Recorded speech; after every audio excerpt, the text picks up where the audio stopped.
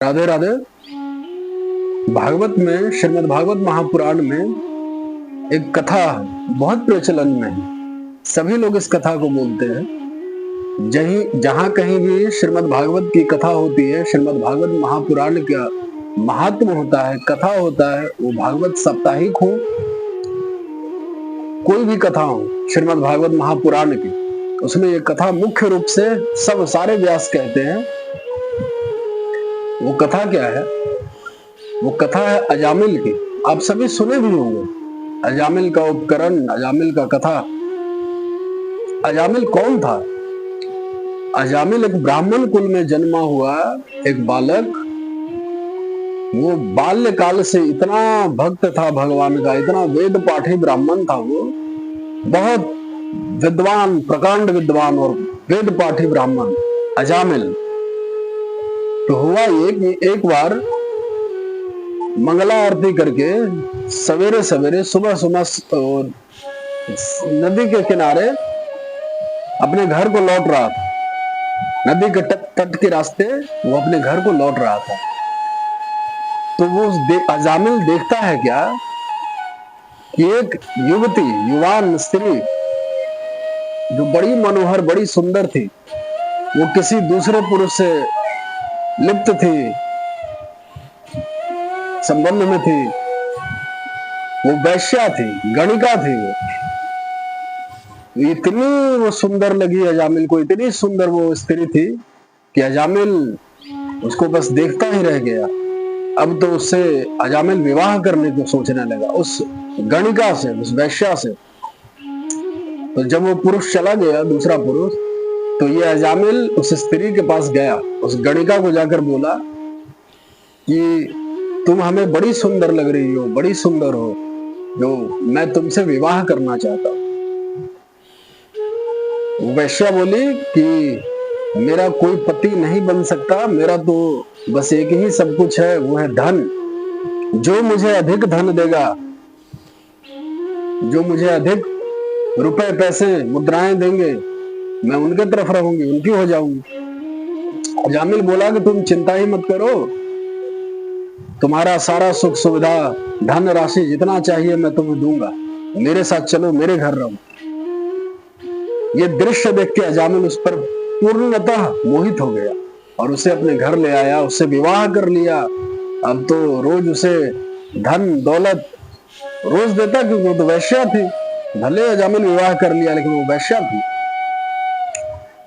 इसी तरह दोनों रहने लगे एक ही घर में। रोज धन देते देते देते सब कुछ समाप्त होने लगा। अजामिल को चिंता होने लगी कि अब तो ये मेरे पास रहेगी नहीं, जो धन देगा उसके साथ रहेगी।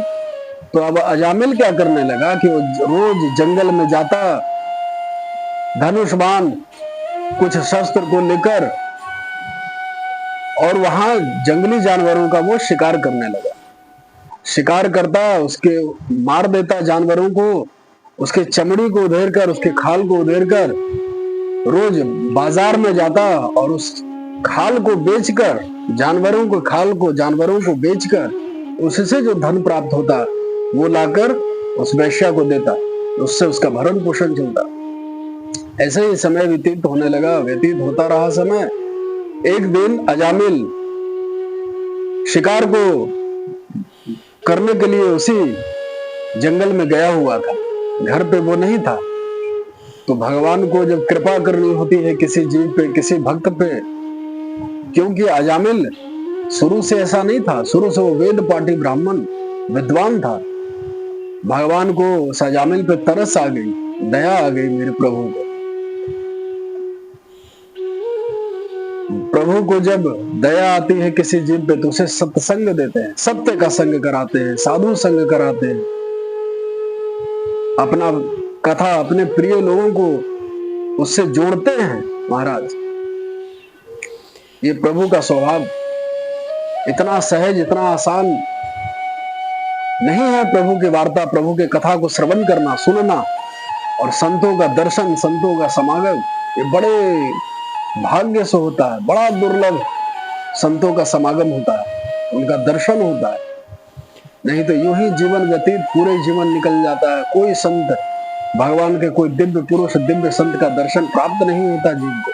ये बड़े अहोतियों की कृपा होती है श्री ठाकुर जी को, जब जीव को संतों का सुख, संतों के साथ रहने का, संतों का श्रवण करने का, संतों के सम्मुख बैठकर उनकी कथाएं श्रवण करने का परम कल्याण, परम सौभाग्य मिलता है। तो नारायण भगवान को उस जीव पे तरस आ गई, उस अजामिल पे। तो हुआ ये कि वो गणिका आज अपने घर में अकेली थी और वो अजामिल, वो तो शिकार करने को जंगल गया हुआ था। तो संतों की टोली चली आ रही थी उसी रास्ते से होकर।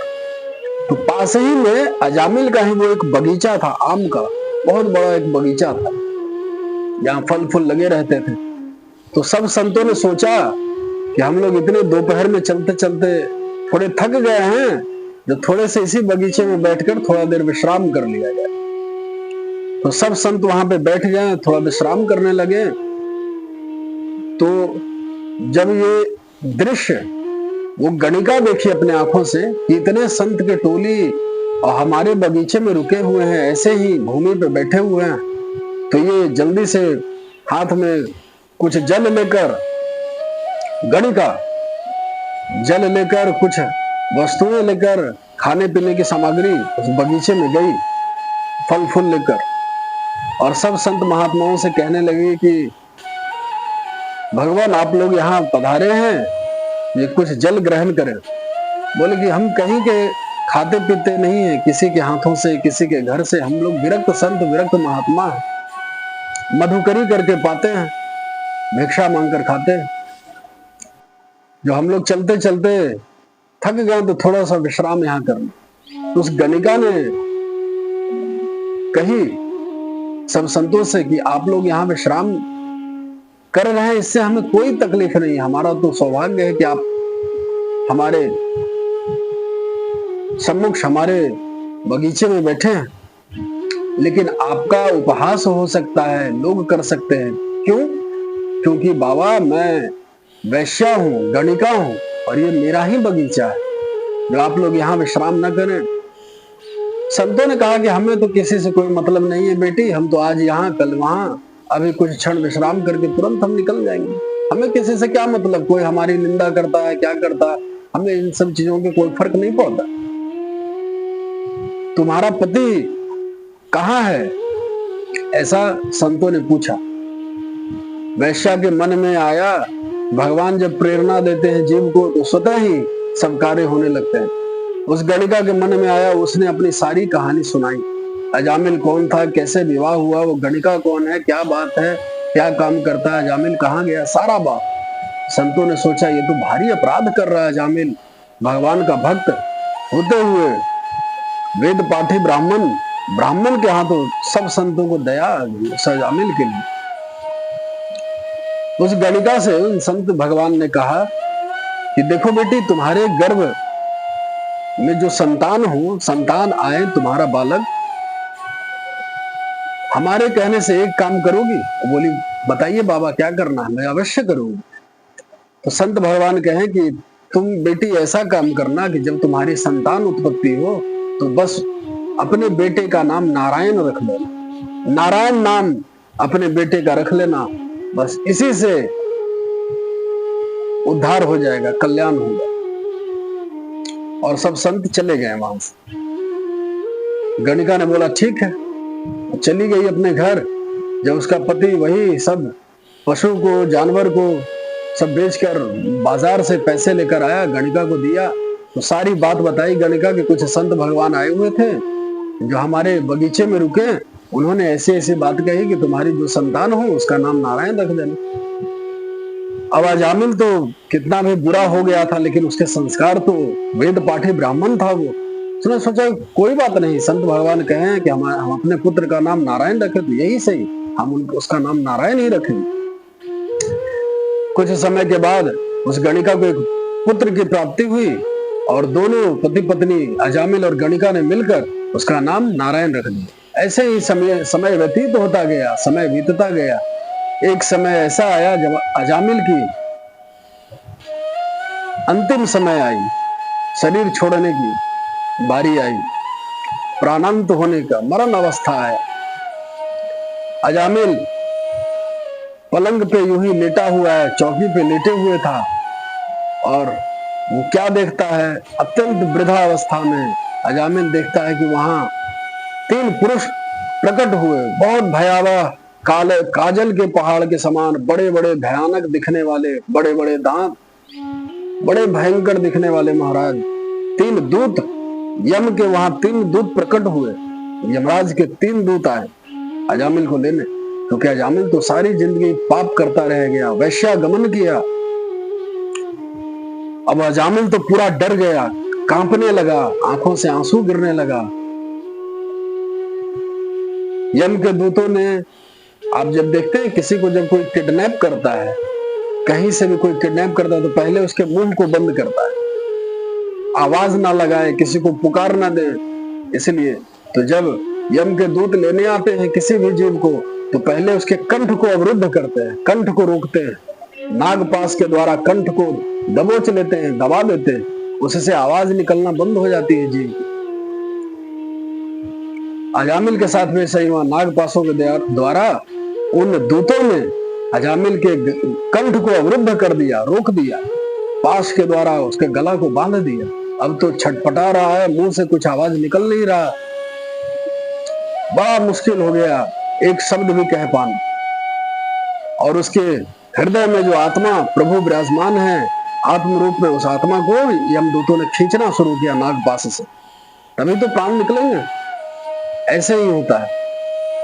तो इतना वो भयावह दृश्य को देखकर, उन तीनों दूतों को देखकर अजामिल थर-थर कांपने लगा, डरने लगा, और किसी भी प्रकार बहुत व्याकुल होकर, यूं कह ले तो प्रभु को अजामिल पे दया आ ही रही थी, बहुत कातर होकर, बहुत डर कर अजामिल ने बड़ी जोर से आवाज लगाई, बेटा नारायण बचाओ, बेटा नारायण बचाओ। अंतिम समय में, क्योंकि उसके बेटे का नाम नारायण था, वो अपने बेटे को बुला रहा था, पास में कोई था नहीं, तो जोर जोर से चिल्लाने लगा, बेटा नारायण बचाओ, नारायण बचाओ, नारायण बचाओ, बहुत जोर जोर से आवाज लगाया। वहां पे उसका बेटा तो नहीं है, लेकिन नारायण भगवान को ये आवाज गई। वैकुंठ में प्रभु ने उस जीव को, उस अजामिल का वो दशा देखकर प्रभु को कष्ट हुआ, लेकिन प्रभु विचार करने लगे कि ये अंतिम समय में नारायण मेरा नाम बुला रहा है, मुझे अवश्य जाना चाहिए, मुझे बुला रहा। प्रभु ने अपने दूतों को, अपने पार्षद को, वैकुंठ से अपने पार्षदों को इशारा किया अजामिल के पास जाने का। वहां नारायण भगवान के पार्षद पहुंचे, बड़ी बड़ी तलवार लेकर। उन पार्षदों ने आकर जो यम के दूत थे उनको रोका कि तुम अजामिल को नहीं ले जा सकते। यमदूतों ने कहा कि आप लोग कौन हैं? बोला कि हम स्वयं भगवान सर्वनियंता नारायण के पार्षद हैं, श्री नारायण भगवान के पार्षद। हम लोग यहाँ अजामिल के लिए आए हैं, अजामिल की रक्षा करने आए हैं। यमदूतों ने कहा कि महाराज देखिए, ये तो पूरे जीवन ही वैश्यागमन किया है, इतना बड़ा पापी है ये, इसे तो यमपुरी जाना ही पड़ेगा, यम के दुखों का सामना, कष्ट, नरक जाना ही होगा। उन लोगों ने, दोनों के बीच में फिर बहुत वाद विवाद हुआ, धर्मशास्त्र हुआ कि अंतिम समय में इसने नारायण का स्मरण किया है। तो यमदूतों ने कहा कि प्रभु ये नारायण भगवान को नहीं, अपने बेटे नारायण को आवाज लगाया। तो यमदूतों ने कहा कि नारायण, सबसे पहले नारायण नाम है किसका, इसके बेटे का या प्रभु का? पहला नाम किस नारायण का है? किसके नाम को नजर रखते हुए लोग अपने बेटे का नाम भगवान पे रखते हैं? तो पहला नाम सर्वप्रथम तो केवल नारायण भगवान श्री हरि का है। ये वाद विवाद करके चल ही रही थी, ये वो सारी बात दोनों में आपस में बहस हो रहा था धर्म शास्त्रों को लेकर, और अजामिल इतने देर में लेटा लेटा सब कुछ सुन रहा था, दोनों के बातों को। गला बंद था, लेकिन अपने आंखों से दोनों को देख रहा है कि ये नारायण भगवान के पार्षद हैं, ये यम के दूत हैं, दोनों में क्या वार्ता हो रही है। तो सब यम के नियम भी सुना और नारायण भगवान के विशुद्ध भक्ति प्रेम का जो वहां वर्णन किया है, उन पार्षदों ने जो वर्णन किए भक्ति का मार्ग क्या है, यम के दूतों को उसे भी सुना, दोनों बातों को सुना। तो भगवान के पार्षद ने यम दूतों को वहां से तत्काल भगा दिया और अजामिल को उस पीड़ा से, उस कष्ट से मुक्त किया। लेकिन सब कथावाचक ये कहते हैं, आपने भी यही सुना होगा कि नारायण का नाम लिया और वो वैकुंठ चला गया। ये गलत, वैकुंठ नहीं गया वो, उस समय नहीं गया वैकुंठ। भागवत बहुत आसानी से अभी के समय में सबको प्राप्त है, आप लोग भी सुन लीजिए, पढ़ लीजिए, खुद से देख लीजिए। उसी भागवत में क्लियर लिखा हुआ है, अजामिल का पार्षद अजामिल को मुक्त करा के वहीं पे छोड़कर वो लोग वापस अपने प्रभु के पास वैकुंठ लौट गए, अजामिल को ले नहीं गए वहां। तो जैसे ही वो लोग गए, ये पीड़ा कष्ट से कंठ खुल गया, अजामिल उठकर बैठ गया और बैठकर आंखों से अश्रुपात होने लगा। उस अजामिल का आंखों से आंसू गिरने लगा और सोचा कि यम के दूत ने भी धर्म विद्या दी और प्रभु के जो पार्षद पहुंचे उन्होंने भी धर्मशास्त्र और भक्ति का जो वर्णन किया वो अद्भुत है, अद्वितीय है। तो अजामिल सोचने लगा कि विष्णु पार्षद जो मन से भक्ति करने को बता गए हैं, विष्णु दूत, मन से भक्ति, प्रभु का मन से स्मरण करना। भगवान ने गीता में कहा है, अंत काले च मामेव स्मरण मुक्त्वा कलेवरम। अंत काल में जो मेरा स्मरण करेगा, स्मरण करते हुए जो मेरा शरीर त्यागेगा, छोड़ेगा, वो मेरे धाम वैकुंठ को आएगा। स्मरण करते हुए जो शरीर का त्याग करेगा, छोड़ेगा, वो भगवान के लोक जाएगा। तो अजामिल ने सोचा कि मन से भक्ति करने को बताए हैं श्री विष्णु पार्षद, विष्णु दूत। तो अजामिल उठकर बैठ गया और तुरंत घर परिवार सबसे संबंध विच्छेद करके, मन पे अभिमंत्रित मन को अभियंत्रण में करके, वश में करके गंगा तट हरिद्वार गया और हरिद्वार में जाकर वो प्रभु श्री हरि का, नारायण का मन से भक्ति वहां की, पूर्ण भक्ति, पूर्ण समर्पण किया। वहां जाकर साधना की उसने, अजामिल ने। तब वहां फिर से वही विष्णुदूत प्रकट हुए दोबारा। अब आए विष्णुदूत फिर, और सोने का विमान, बहुत विशाल बड़ा सोने का, बड़ा अद्भुत, बड़ा सुंदर विमान सोने का, उसमें विष्णु पार्षदों ने अजामिल जी से कहा कि चलिए, आप प्रभु आपको लेने के लिए विमान भेजे हैं, चलिए वैकुंठ चलिए। ऐसे उनका जय जयकार करते हुए, उन पे फूल की बारिश करते हुए, ऐसे बहुत सत्कार पूर्वक उस विमान में बैठाकर वो पार्षद उन्हें अपने वैकुंठ धाम, प्रभु के धाम लेकर गए, स्वागत पूर्वक। ये कथा है, केवल नारायण नाम, बेटे का नाम लेने से वैकुंठ नहीं गए वो। मन से भक्ति करने के कारण, पूर्णता समर्पण करने के कारण, ये जो भगवान का कानून है, स्मरण मुक्त्वा कलेवरम अंत काले च मामेव। केवल, एव का मतलब केवल, अंत काले, अंत समय में, माम एव, एव का मतलब है ही, अंत काल में मेरा ही जो स्मरण करेगा वो मेरे लोक को जाएगा। राधे श्याम।